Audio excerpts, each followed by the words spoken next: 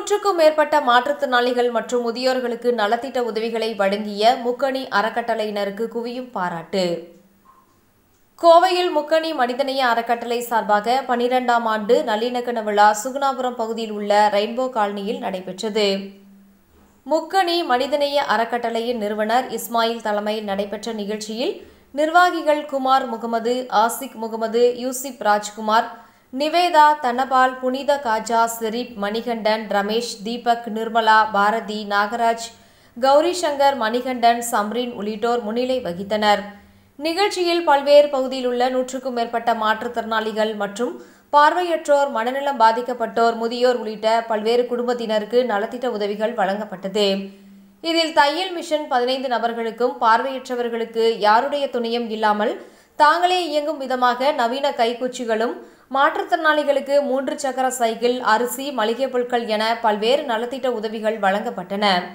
இதனைத் தொடர்ந்து தன்னலம் பாராமல் பணியாற்றி வரும் சிறந்த சமூக ஆர்வலர்களுக்கு வாழ்நாள் சாதனையாளர் விருதுகள் வழங்கி கௌரவிக்கப்பட்டது. விழாவின் ஒரு பகுதியாக தமிழர் பாரம்பரிய பறை இசை, சிலம்பாட்டம், நடனம் உள்ளிட்ட பல்வேறு நிகழ்ச்சிகள் நடைபெற்றன. முக்கணி மனிதநேய அறக்கட்டளை பார்த்தீங்கன்னா கிட்டத்தட்ட 20 ஆண்டுகளாக நாங்கள் செயல்பட்டு வரோம். இதில் பலப்பட்ட மாற்றுத்திறனாளிகள் நலத்திட்ட உதவிகள் பண்ணிட்டு வரோம். நிறைய பேருக்கு பொட்டி கடை வச்சு தருது, செயற்கைக்கால் வாங்கி தருது, 3 வீல் சைக்கிள் வாங்கி தருது. இதெல்லாம் இல்லாமல் 19 ஃபேமிலியை நாங்கள் ஒரு 5 வருஷமாக தேர்ந்தெடுத்து அவங்களுக்கு மாதம் மல்லிகை பால் கொடுத்து அவங்கள பராமரிச்சுட்டு வந்துட்டு இருக்கோம். அது மட்டும் இல்லாமல் வருஷத்துக்கு ஒரு தடவை ஆண்டு விழாங்கிற பேரில் இந்த மாதிரி நிறைய மாற்றுத்திறனாளிகளுக்கான நலத்திட்ட உதவிகளும், அப்புறம் நல்லிணக்கத்தை வலியுறுத்தக்கூடிய நிறைய விழிப்புணர்வு நிகழ்வுகளும் நடத்தி சான்றிதழ் கொடுத்து நாங்கள் பண்ணிட்டு வந்துட்டுருக்கோம். அதே போல் இனி கடந்த காலத்தில் பார்த்தீங்கன்னா எங்களோட ரொம்ப முக்கியமான நோக்கம் அன்பு சமய ஆதரவற்ற இல்லம் தொடங்குறது தான். இந்த இடத்துல பார்த்தீங்கன்னா 3 வீல் சைக்கிள் கொடுத்துருக்குங்க, பார்வையற்றவங்களுக்கு வாக்கிங் ஸ்டிக் கொடுத்துருக்கோம், முதியோர்களுக்கான வாக்கிங் ஸ்டிக் கொடுத்துருக்கோம்.